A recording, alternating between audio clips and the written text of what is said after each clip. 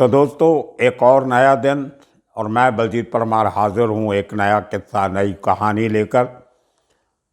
इस साल के शुरू में, टू बी एग्जैक्ट 13 फरवरी 2021, मुंबई से पूना को जो स्टेट एक्सप्रेस वे जाता है, सुपर हाईवे जिसको कहते हैं, हिंदुस्तान का सबसे पहला सुपर हाईवे जो मुंबई से पूना जाता है, उस हाईवे के ऊपर अचानक हज़ारों गाड़ी चालकों ने, कार ओनर्स ने, जो ट्रैवल कर रहे थे उस रोड पे, उन्होंने देखा कि एक 300-350 गाड़ियों का काफ़िला पूरे हाईवे को कंट्रोल करके जा रहा था। और वो काफ़िला जो था वो किसी बहुत बड़े रिलीजियस लीडर का नहीं था, किसी धार्मिक गुरु का नहीं था, किसी पॉलिटिशियन का नहीं था, किसी वार हीरो का नहीं था, किसी स्वतंत्रता सेनानी का नहीं था। वो काफ़िला था उस शख्स का जो 7 साल की जेल काट के एक मुकदमे में, कत्ल के मुकदमे में बरी हो के मुंबई के नज़दीक बनी एक सेंट्रल प्रिजन तलोजा से रिहा होने के बाद अपने घर पूना वापस लौट रहा था। और उस काफ़िले में जो शख्स एक एसयूवी में, टॉप में उसकी ओपन टॉप करके, उसमें गले में हार डाल के, हाथ जोड़ के, माथे पे तिलक लगा के जो जा रहा था, उस शख्स का नाम था गजानन मारने। ये बहुत बड़ा पूना का सबसे बड़ा डॉन मारने, लोग उसको गजा मारने भी कहते थे। और उसके यार दोस्त जो थे और पब्लिक थी उसको महाराज के नाम से भी पुकारती थी। और ये शख्स देखिए, 300 गाड़ियों का काफ़िला, पूना से गाड़ियां आई उसको तलोजा में रिसीव करने। जेल के बाहर उन्होंने 2-2.5 घंटे पटाखे चलाए, नारे लगाए, भाषणबाजी की, और जेल से निकलते ही उसको एक गाड़ी में खड़ा किया गया और वो काफ़िला चलता है पूना की तरफ। और जैसे ही हाईवे पे आता है, स्टेट हाईवे पे, तो वहाँ पे हज़ारों गाड़ियाँ जो निकलती हैं उन सब को ब्लॉक करके, 4 के 4 लेन उस हाईवे के ब्लॉक करके ये 300-350 गाड़ियाँ चल रही हैं। और उसके पीछे जो लोगों ने उनको क्रॉस करके आगे पूना, सतारा, कोल्हापुर जाना था, उनको आगे जाने का रास्ता नहीं मिल रहा।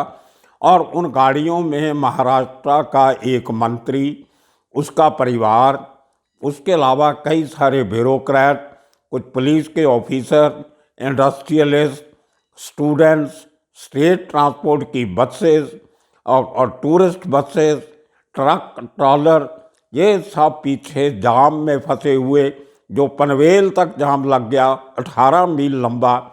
लेकिन इन लोगों ने किसी गाड़ी को आगे नहीं जाने दिया। जगह जगह पे गाड़ियां रोक के आतिशबाजी की गई, पटाखे चलाए गए, वो जो बम होते हैं वो फोड़े गए, और हवा में जो हथियार होते हैं उनकी फायरिंग की गई।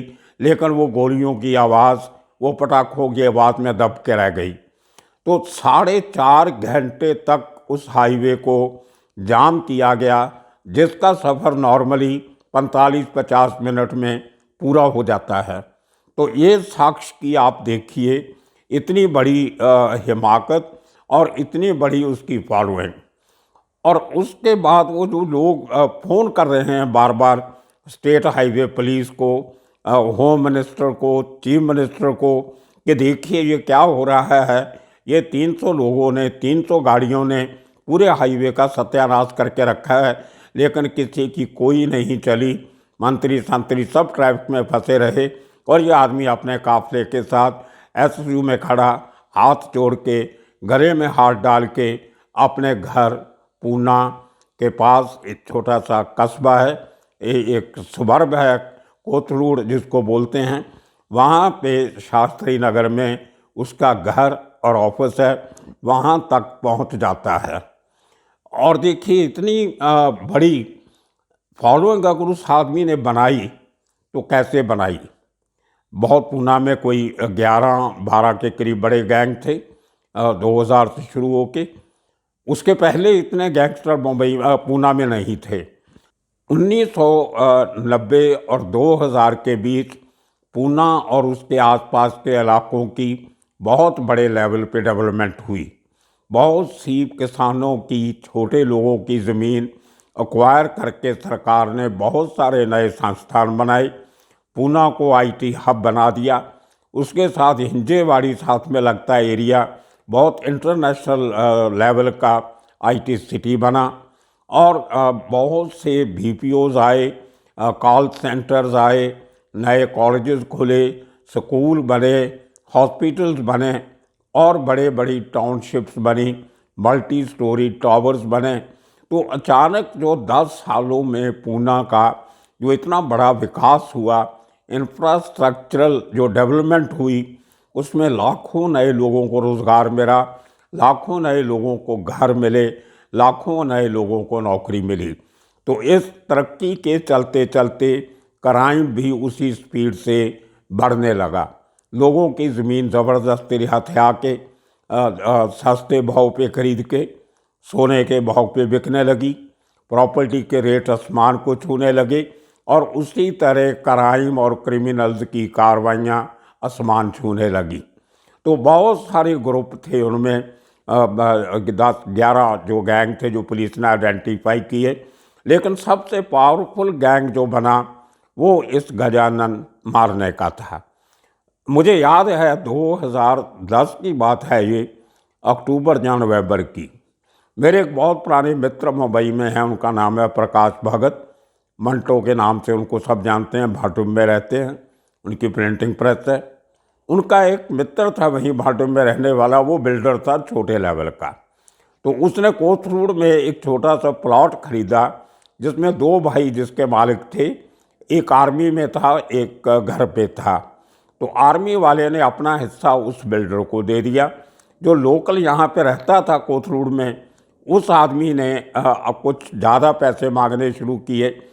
फौजी भाई ने थोड़ा सस्ते पे अपना हिस्सा दे दिया। तो उसका 2-2.5 साल से वो डिस्प्यूट चल रहा था। तो लेकिन कोई सुनवाई नहीं हो रही थी। तो मुझे याद था कि मुझे याद है अभी भी कि उस ज़माने में पूना के पुलिस कमिश्नर जो थे वो डॉक्टर सत्यपाल सिंह थे, डॉक्टर एसपी सिंह, जो बाद में मुंबई के पुलिस कमिश्नर भी बने। और 2014 में नौकरी छोड़ के उन्होंने बीजेपी की टिकट से मेरठ से इलेक्शन लड़ी, मेंबर पार्लियामेंट की। और उस इलेक्शन में वो जीते। नरेंद्र मोदी की पहली सरकार में वो मंत्री भी रहे थोड़ी देर।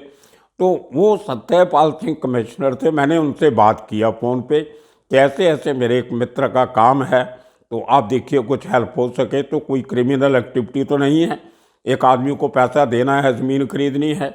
एक भाई ने अपना हिस्सा ऑलरेडी बेच दिया है, पैसे ले लिए हैं।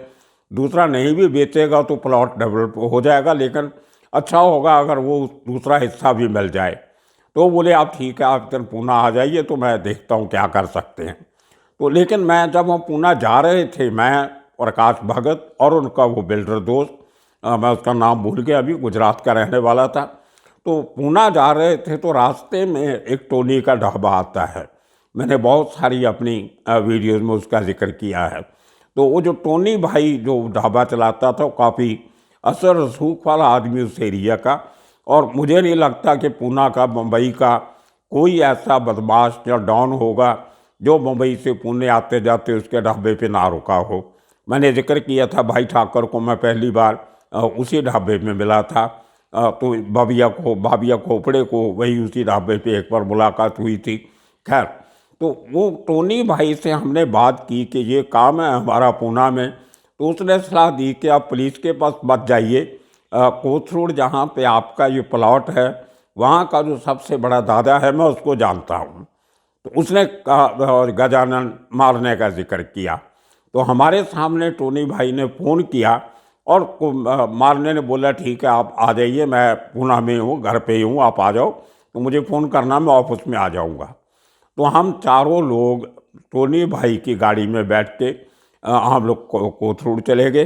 और वहाँ पे मुझे याद है अभी भी, जब हम उस इलाके में एंटर किए तो छोटी सी एक रोड थी, उसके राइट साइड में एक टेम्पल था, काफ़ी बड़ा टेम्पल था कॉर्नर पे। उसके राइट में एक रोड जाती थी, छोटी सी गली नुमा, और उसी रोड के आगे जाके लेफ्ट साइड में एक ग्राउंड प्लस फर्स्ट फ्लोर का स्ट्रक्चर था। तो हमने वहाँ पे जाके, वहाँ पे 8-10 लोग खड़े थे ऑलरेडी, बड़े हट्टे कट्टे, देखने में डरावने लगने वाले, चारों तरफ निगाह रख रहे थे। तो हम समझ गए कि यही भाई का ऑफिस या घर होगा। तो हमने वहाँ पे गाड़ी रोकी उन लोगों को, वो पहले ही हमारी वेट कर रहे थे। तो गजानन ने उनको बोल के रखा था कि मेरे मेहमान आ रहे हैं, इस किस्म की गाड़ी होगी। गाड़ी का नंबर कलर पहले ही पूछ लिया था उन्होंने। तो हमें गाड़ी खड़ी करवाई और हम बोले, हमें अंदर बोले बैठिए। हम बोले अरे पहले वेट करते हैं, गजानन महाराज आएंगे तो उनके साथ जाएंगे अंदर। तो थोड़ी देर के बाद एक काफिला आता है, 25-30 लोग चारों तरफ उसके चलने, और बीच में गजानन भाई अपने घर से निकल के अपने ऑफिस की तरफ बढ़ते आ रहे हैं, और हम उनको 100 गज की दूरी से आते हुए देख रहे हैं। अजीब नज़ारा था। तो जब मैंने वो गाड़ियों का जिक्र किया तो मुझे वो किस्सा याद आया कि वो आदमी पैदल भी चलता था तो दर्जनों आदमी साथ में लेके चलता था। ये 2010 अक्टूबर नवंबर की बात कर रहा हूँ मैं। तो ये किस्सा तो 11 साल बाद का है। तो वो लोग आए, टोनी भाई से मिले, हमारी इंट्रोडक्शन करवाई गई। तो ऑफिस में हम, उससे तो पतली सी सीढ़ियाँ थी, वो चढ़ के ऊपर गए फर्स्ट फ्लोर पे। नीचे दीवार थी, कोई दुकान नहीं थी, कुछ नहीं था। तो ऊपर गए तो बहुत बड़ा हॉल था जिसमें कम से कम 50 आदमी बैठ सकते होंगे। तो वहाँ पे सब लोगों को जूते उतार के जाना पड़ता था। तो बाहर पूरे जूतों की लाइन लग गई, जो गलियारा था छोटा सा। तो मेरे को पाँव की प्रॉब्लम है, मैं बिना जूते के चल नहीं सकता। तो मैंने गजानन भाई को बोला कि मैं नंगे पाँव नहीं चल सकता, अगर आपको बुरा नहीं लगे तो मैं क्या जूते पहन के अंदर आ सकता हूँ? बोलता कोई बात नहीं, आप आइए।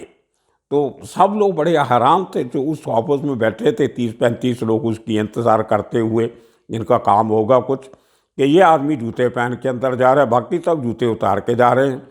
और मैं एक और बात भी सोच रहा था कि इतना बड़ा क्रिमिनल गैंग, इतनी इनकी दुश्मनियाँ, खुदा ना खास्ता कहीं अंदर बैठे दूसरा गैंग अटैक कर दे या पुलिस की रेड हो जाए बड़े लेवल की, तो ये लोग पहले जूते पहने कि जब भागेंगे या नंगे पाँव भाग के जाएंगे। तो बड़ी यार अजीब बात है टेक्निकली ये। अगर आपके ऊपर, आपको इमरजेंसी में वो जगह छोड़ के भागना पड़े, तो जब तक आप जूते पहनोगे तब तक तो मारे जाओगे। तो खैर ये उनकी मर्जी, उनका तरीका होगा अपना। तो उस बड़े हॉल से निकल के हम लोग अंदर, पीछे एक ऑफिस था बड़ा, काफ़ी बड़ा ऑफिस था, उसमें भी 10-12 कुर्सियाँ लगी हुई थी। वहाँ पे एक शिवाजी महाराज का एक कॉर्नर पे आदमकद पुतला बना हुआ था, कुछ देवी देवताओं की मूर्तियाँ, तस्वीरें थी। तो गजानन भाऊ ने सबसे पहले जाके वो पूजा की, तिलक लगाया। और तभी जो आजकल मैं उनकी फ़ोटोज़ देखता हूँ मीडिया में, तो ये बहुत डिफरेंट है उस टाइम से। उस समय गजानन मारने ने लंबे बाल रखे हुए थे और सोना बहुत पहना हुआ था, 4-5 सोने की गले में हार, मालाएं, ब्रेसलेट, रिंग्स, और काफ़ी सारा सोना। मुझे लगता है कि ज़रा 1 किलो के करीब सोना तो उसकी जिस्म पे होगा तभी। और उसी तरह जो बाकी उसके जो 30-35 लोग जो इधर उधर खड़े थे, सब कोई ऐसा शख्स नहीं होगा जिसने गले में सोने की चेन ना पहनी हो। शायद उस ज़माने में ये एक रिवाज था या एक रवायत थी, जहाँ ये एक आइडेंटिफिकेशन का साधन था कि जिस आदमी ने काफ़ी सारा सोना पहना हुआ है वो किसी ना किसी इलाके का भाई होगा। उसके पहले भी मैंने आपको एक वीडियो में बताया था कि मुंबई में जो बाबिया खोपड़े का जो गैंग था, गोल्डन गैंग, उसका नाम ही गोल्डन गैंग इसलिए रखा गया था कि उस गैंग का हर आदमी काफ़ी सारा सोना पहना करता था। उसी तरह जो दयानंद सेठी वाला जो किस्सा सुनाया क्लब का, वो भी सोना बहुत पहनता था। तो ये सोना पहनना भाइयों का एक, उनकी भाईगिरी की निशानी हुआ करता था। जितना ज़्यादा सोना जिस्म पे, बदन पे, उतना बड़ा भाई। तो वो बड़े बड़े बाल और माथे पे बड़ा तिलक, टीका लगाया हुआ, तो काफ़ी इम्प्रेसिव, इम्पोजिंग पर्सनैलिटी गोरा चिट्टा रंग, हैंडसम आदमी उस ज़माने में।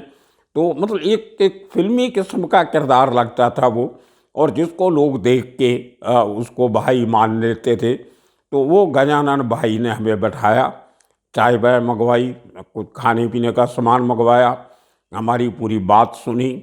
तो उनको कहा गया कि वो मेरे दोस्त ने, टोनी भाई ने बता दिया कि जो यहाँ के पुलिस कमिश्नर हैं वो इनके दोस्त हैं। तो लेकिन मैंने उनको मना किया कि उनके पास मत जाओ, तो इसलिए आपके पास आए हैं, तो आप इनका काम करवा दीजिए, नहीं तो ये कमिश्नर से जाके करवा लेंगे। तो गजानन हंसने लगा, बोलता पुलिस क्या करेगी, जो काम हम कर सकते हैं वो पुलिस नहीं कर सकती है। आपने अच्छी सलाह दी इनको, तो कोई बुरी बात नहीं, आप 2-4 दिन के बाद आइए, तो मैं उस आदमी को बुला लेता हूँ। अभी मैं कल कहीं बाहर जा रहा हूँ कुछ दिनों के लिए, कोई शादी है, कुछ मुलशी करके एक टाउन है, वहाँ उनको कहीं जाना था, शायद उनका गांव भी मुलशी के नज़दीक ही कहीं था। तो वो एक हफ्ते के बाद हमने बोला कि मैंने कहा उनको कि मैं तो नहीं आ सकूँगा, मैं नौकरी करता हूँ डीएलए अखबार में, तो ये आदमी आ जाएंगे, टोनी साथ में आ जाएगा, और इनका काम जो है आप देख के जैसे होगा करवा देना।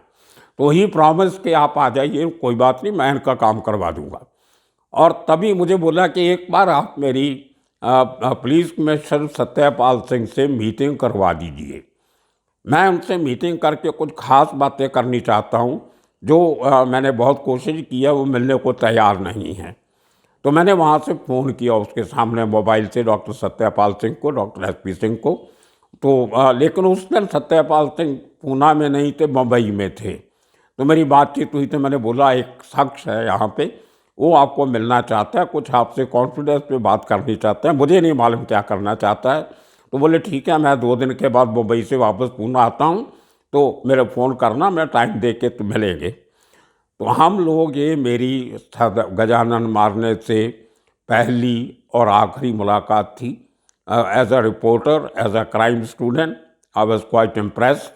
और उस आदमी ने कोई गाली गलौच नहीं किया, कोई ओवर एक्टिंग नहीं की, कोई धौंस जमाने की बात नहीं की, बहुत पोलाइटली, बड़े अच्छे तरीके से उसने बात की। और ये कोई पौना घंटा 1 घंटा हम लोग वहाँ पे रहे। उसी टाइम पे उसने हमारे बैठे बैठे 4-5 लोगों की तकलीफ़ें सुनी, उसके हिसाब से अपने तरीके से उनको जवाब दिया। और उस कमरे के दूसरी तरफ एक और भी सीढ़ी थी जो नीचे छोटी गली में जाती थी उस ऑफिस में। वो शायद शास्त्री नगर का एरिया था, और वो मद्दर वाली गली में इनका शायद घर था। तो उसके बाद जब मीटिंग ख़त्म हुई, तो हम लोग तो जिस दरवाजे से आए थे उसी से निकले, लेकिन कुछ लोग जो थे वो पीछे वाले दरवाजे से नीचे उतरे। और गजानन मारने हमारे साथ, क्योंकि जूते वहाँ पे उतार के रखे हुए थे, वो पहन के उसी छोटी सी सीढ़ी से हम लोग नीचे उतरे। और फिर मैंने देखा कि वही काफ़िला, 30-32 लोगों का काफ़िला, उसके बीच में गजानन मारने पैदल चल के उस मंदिर वाली गली से लेफ़्ट साइड को अंदर गए। तो मैंने कहा कि शायद उनका घर वहाँ पे होगा। वो घर में बैठना ज़्यादा पसंद करता था, सेफ्टी सिक्योरिटी के हिसाब से। ऑफिस में शायद कोई अटैक वगैरह होने का डर होता था। और देखिए वही बात हुई कि उसके 3-4 दिन के बाद किसी मर्डर के, किसी केस के चक्कर में गजानन मारने अरेस्ट हो जाता है। और जो मैंने अपने दोस्तों का काम जो करवाना था कुछ दिनों के बाद, जो उन्होंने जाना था, वो भी कैंसिल हो गया। जो डॉक्टर एसपी सिंह के साथ मीटिंग करवानी थी वो भी नहीं हुई, और मेरा उसके बाद में कोई टच नहीं हुआ।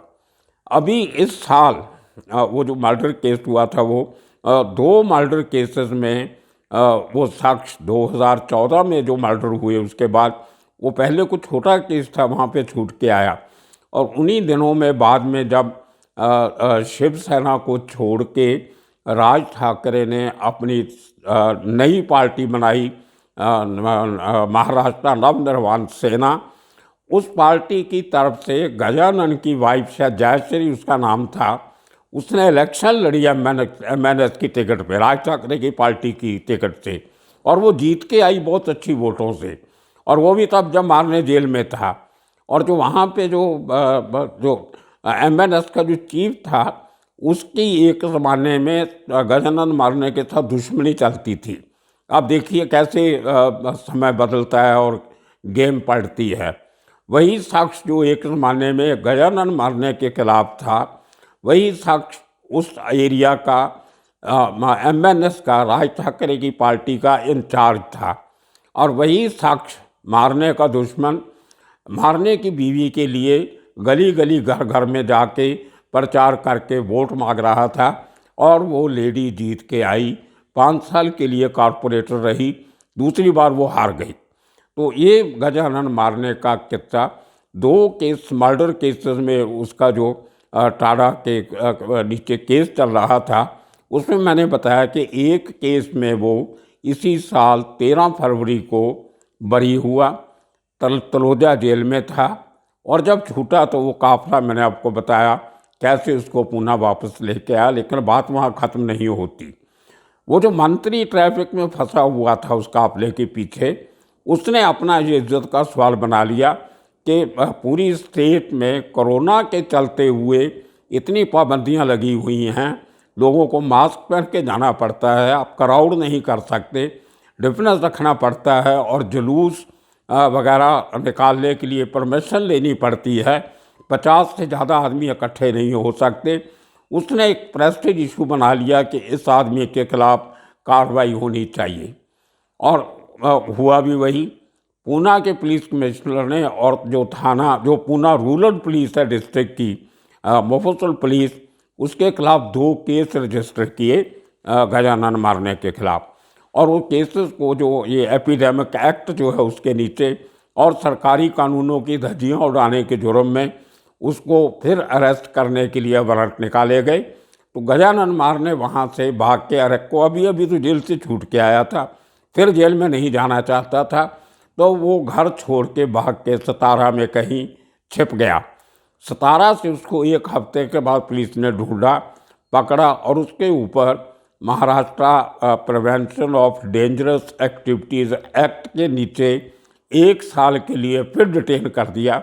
और वो साक्षात 20 फरवरी के बाद आज तक पूना की येरवाड़ा जेल में 1 साल की डिटेंशन काट रहा है, जो फरवरी में पूरी होगी। उसके बाद क्या होता है, पुलिस क्या कार्रवाई करती है, एक दूसरे मर्डर केस में जजमेंट आने वाली है। तो ये किस्सा पूना के सबसे बड़े डॉन गजानन उर्फ गजा उर्फ महाराज मारने का है। इसी किस्म के और किस्से कहानियाँ लेके फिर हाजिर होते रहेंगे। तब तक के लिए आप सबका शुक्रिया, धन्यवाद।